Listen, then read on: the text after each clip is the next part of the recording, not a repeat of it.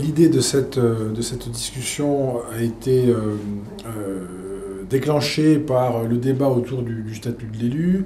Il y a eu toute une série, ça fait très longtemps maintenant, de discussions, de considérations sur la manière dont il faut réformer la vie politique, la manière dont il faut réformer le statut des élus, le type d'innovation qu'il faut introduire. Alors c'est un peu confus parce qu'en général on a un aspect qui est il faut moraliser la vie politique, on a un autre aspect qui est il faut démocratiser la vie politique ou démocratiser encore plus la démocratie. Donc c'est deux aspects qui sont différents, sur lesquels d'ailleurs peut-être il faudra revenir. Et la Fondation pour l'innovation politique a fait des propositions en ce sens dans son document qui est ici 12 idées pour 2012. On a travaillé plus particulièrement sur certains sujets, notamment sur le tirage au sort, qui est un des sujets qui nous intéresse, mais aussi plus récemment sur un code éthique produit avec les Arvernes en partenariat. Et donc l'idée de cette discussion était très simple. Comment vous réagissez à ces enjeux? Qu'est-ce que ça évoque pour vous? Est-ce que c'est important, pas important? Qu'est-ce que vous en pensez? Comment vous les ressentez? Et quelles sont vos idées à ce sujet?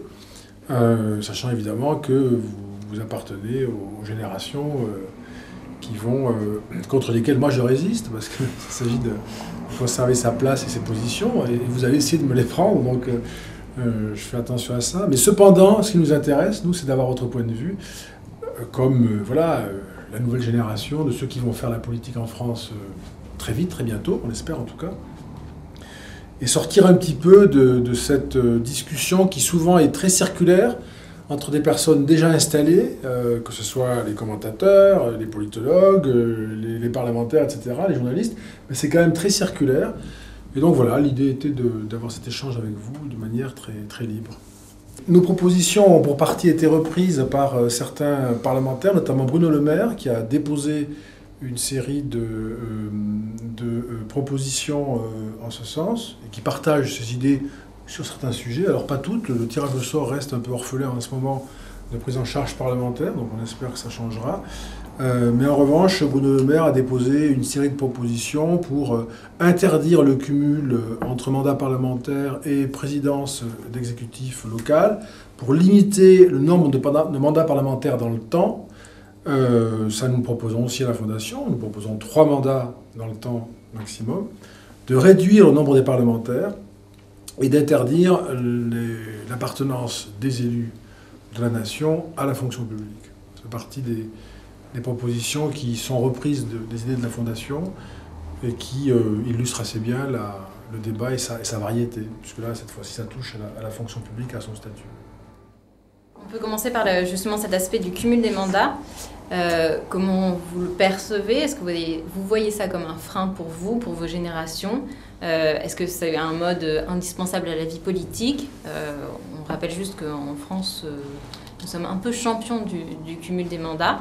Est-ce qu'on peut faire de la politique autrement en France ou est-ce que c'est nécessaire? Je ne sais pas si c'est un frein, mais je pense que c'est surtout qu'on se détache de ces personnes. Car il s'est passé énormément de choses en 10-20 ans et on n'a pas grandi avec les mêmes choses, on n'est peut-être pas de la même génération et s'ils sont trop représentés, c'est vrai qu'il y a vraiment un décalage des gens de plus de 60 ans à l'Assemblée et au Sénat. Ça ne représente pas la nouvelle génération.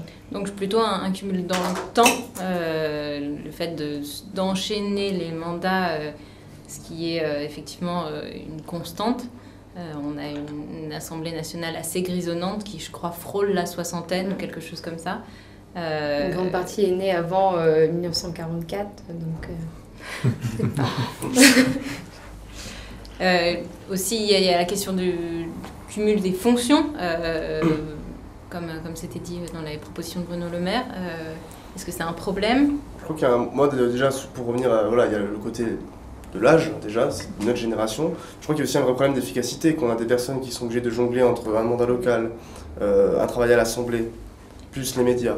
Au final, ils ne font pas leur travail à 100%, et ils se retrouvent à défendre plusieurs intérêts en même temps, donc Je crois qu'il faut revenir à une simplicité, c'est-à-dire un mandat, une élection. Puis c'est pas normal qu'ils aient le temps de pouvoir cumuler, c'est pas normal qu'ils aient pas assez de travail. Moi je pense qu'être conseiller général, conseiller départemental, c'est suffisant, c'est suffisamment de travail pour une personne pour qu'elle n'ait pas besoin d'être aussi députée.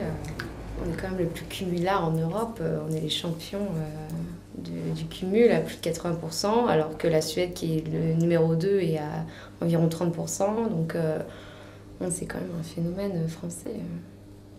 Oui, tu disais donc, ils n'ont pas le temps de cumuler. Enfin, c'est pas normal qu'ils aient le temps de cumuler. Justement, le problème il est là, c'est qu'ils cumulent, mais qu'ils n'ont pas le temps de remplir leurs 2 fonctions. Donc, au lieu de remplir une fonction de manière efficace, ils remplissent 2 fonctions de manière très mauvaise. Et on le voit, il y a quand on regarde l'Assemblée nationale, mais les bancs sont vides, il y a des lois qui sont votées, il n'y a personne qui les vote. C'est totalement incroyable que des gens qui sont censés représenter le peuple s'abstiennent aux séances, ne fassent pas leur travail, tout simplement. Vous estimez qu'ils nous représentent mal, que les députés représentent mal, du fait notamment du cumul, de la population? Justement, à ce propos, moi je suis contre le cumul. Je crois qu'il y a vraiment une chose à laquelle il faut qu'on fasse attention, c'est que si on interdit le cumul, que les députés ne soient pas non plus trop, ou en tout cas les élus nationaux ne soient pas trop coupés de la population, et qu'on ne se retrouve pas uniquement avec des énarques qui sont complètement sous l'emprise des partis politiques, qu'on fasse vraiment attention à ce que, à la fois au niveau local et national, on conserve des élus vraiment proches, proches du terrain. Mais ça, ils sont proches du terrain à partir du moment où ils ont l'obligation d'être réélus.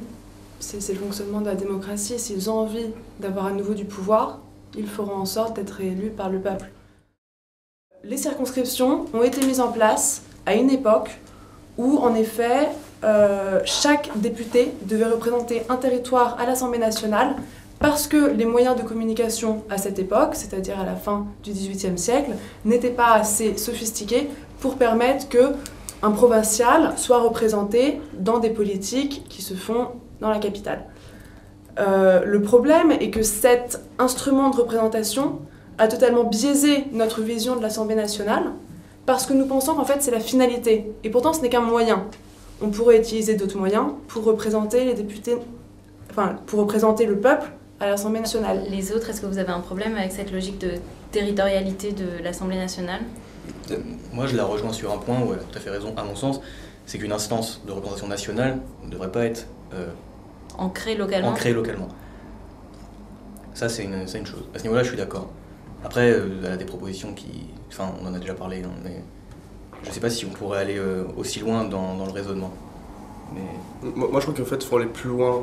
Je suis un partisan du tirage au sort, pas total, mais en partie, je crois qu'en fait, pour avoir déjà sur le problème de l'ancrage local, c'est un vrai problème parce qu'au final, on voit bien qu'il y a beaucoup de fiefs qui sont des faux fiefs. C'est des gens qu'on parachute pour dire regardez, il a son fief à tel endroit. En fait, c'est un gars c'est un homme politique qui est arrivé il y a peut-être 2-3 ans, voire 5 ans. Ou alors qu'il y avait son père ou quelqu'un qui a un tuteur politique qui l'a amené à être représentant là. Mais au final, ça ne veut plus rien dire. Et puis à l'ère d'Internet, je veux dire maintenant, notre territoire est quand même grand. Et je pense que les personnes sont susceptibles de voter pour des personnes qui leur correspondent. Donc on va peut-être voter pour quelqu'un qui est du pays, sans pour autant dire il va représenter mon territoire, mais en partie. Et je suis d'accord avec toi pour dire que l'Assemblée nationale, c'est national. Ce n'est pas chaque département agrégé. Est-ce qu'on risque pas de se retrouver, justement, malgré tout, on a quand même une perception, je pense, assez parisiano-centrée des politiques déjà, avec le fait que le gouvernement, l'Assemblée, le Sénat, tout ça soit à Paris. Est-ce qu'on risque pas de se retrouver encore plus consanguin? Est-ce que tu as une idée pour arriver à éviter que du coup ça soit encore plus fermé s'ils ne viennent pas, dans une certaine mesure, des territoires? Je pense que la révolution numérique donne à chacun une visibilité qu'il n'avait pas auparavant et une visibilité qui dépasse son ancrage territorial. Dans le sens où un homme ou une femme qui a une action politique locale pourra se faire connaître de l'ensemble du territoire national grâce à un site internet accessible à tous, dans lequel il pourra présenter à la fois ses motivations, son profil, pourquoi il a fait ça et en quoi est-ce que son action pourrait être plus efficace encore à l'échelle nationale.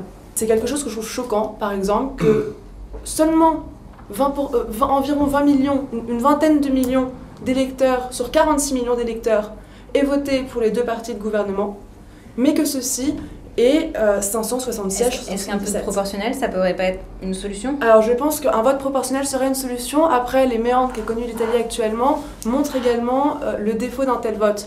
Moi je suis surpris, j'ai l'impression que dans les médias on parle plus du cumul un mandat local, un mandat national, que du cumul dans le temps. Et moi, je pense que ce qui freine le plus le renouvellement, c'est le fait de cumuler dans le temps les mandats. Parce que c'est impossible de déloger quelqu'un qui a son fief depuis 15 ans, qui gagne les élections, c'est absolument impossible. Donc je pense que pour accélérer la rotation, c'est vraiment ça qu'il faudrait modifier, et je trouve qu'on parle plus de l'autre aspect. Après, Et est-ce qu'il faut aussi mettre une limite d'âge, un maximum? Moi aussi, oui, moi je suis assez d'accord avec ça. Par exemple, une forme d'âge légal de départ à la Bonjour retraite avait du proposé député. 67, Voilà. Morin 72. Moi je suis pour il y a des professions déjà qui sont réglementées, hein, comme je disais pareil dans la police par exemple. Il faut bien arrêter de conduire aussi un jour. Aussi l'aspect, un décalage générationnel. Je dis pas que les personnes âgées ont sûrement un regard certain avec de l'expérience sur notre société, c'est intéressant.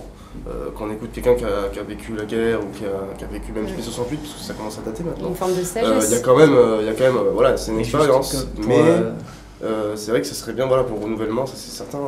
Juste pour avoir une idée, au Sénat, il y a plus de sénateurs qui ont plus de 80 ans que de sénateurs qui ont moins de 40 ans. Donc quand même, ça fait, je trouve que comme Alors, il ne s'agit pas justement de faire... C'est éviter qu'il y ait autant de personnes passées à un certain âge, mais pour autant mettre une limite. Moi, je trouve ça gênant, parce que un être humain ne devient pas inutile ou intellectuellement ou hyper conservateur passé 67 ans, comme le propose Montebourg. Mais justement, ça peut être intéressant d'avoir des représentants. Parce que de toute façon, c'est une population qui doit être aussi représentée. Est-ce qu'un citoyen, il est plus concerné par la vie politique à partir d'un certain âge? Mais je crois que la question... Tu pars du principe qu'on pourrait avoir une limite en nombre de cumuls, mais que si par exemple quelqu'un commence à être député tard, il peut continuer jusqu'à... Voilà. Je crois parce qu'il peut avoir un point de vue, une expérience enrichissante, intéressante, et en plus, parce qu'il y a quand même des lois qui peuvent concerner une partie de la population âgée aussi. Pour une personne qui a moins de 40 ans, il y en a 9 qui ont plus de 60 ans. Mais du fait du cumul, là, si on abolit le cumul dans le temps, c'est-à-dire qu'on le limite à 2 ou 3, bah, naturellement, ça va se vider.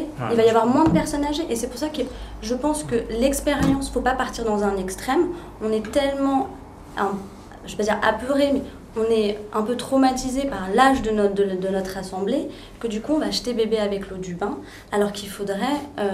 ça va équilibrer, les choses elles vont se réguler si on cumule dans le nombre et dans le... On va jeter pépé avec l'eau du bain. Il faut le permettre.